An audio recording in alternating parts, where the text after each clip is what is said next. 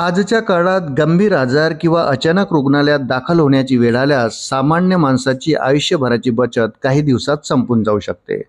हीच आर्थिक अडचण कमी करण्यासाठी केंद्र सरकारने आयुष्यमान भारत योजना सुरू केली. या योजनेअंतर्गत गरीब आणि गरजू कुटुंबांना दरवर्षी 5 लाख रुपयापर्यंत मोफत उपचाराची सुविधा दिली जाते. देशातील कोट्यावधी नागरिक या योजनेचा लाभ घेत आहेत. मात्र अनेक लोकांमध्ये एक मोठा गैरसमज दिसून येतो. आयुष्यमान कार्ड बनल्यानंतर सर्व प्रकारचे उपचार पूर्णपणे मोफत मिळतात असे अनेकांना वाटते. प्रत्यक्षात या योजनेलाही काही नियम आणि मर्यादा आहेत. त्यामुळे काही वैद्यकीय खर्च रुग्णाला स्वतःच्या खिशातून करावे लागू शकतात. सर्वात महत्त्वाची बाब म्हणजे आयुष्यमान भारत योजना प्रामुख्याने रुग्णालयात दाखल झाल्यानंतरच्या उपचारांसाठी लागू होते. सामान्य ताप, डोकेदुखी, सर्दी, खोकला किंवा किरकोळ आजारासाठी डॉक्टरांकडे जाणे या योजनेत समाविष्ट नाही. अशा वेळी डॉक्टरांची फी, क्लिनिक भेटीचा खर्च किंवा साधारण तपासणीचे पैसे स्वतःलाच भरावे लागतात.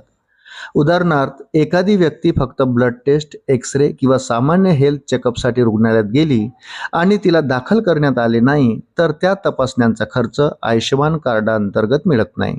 त्यामुळे योजनेचा लाभ घेण्यापूर्वी तिचे नियम समजून घेणे अत्यंत आवश्यक आहे.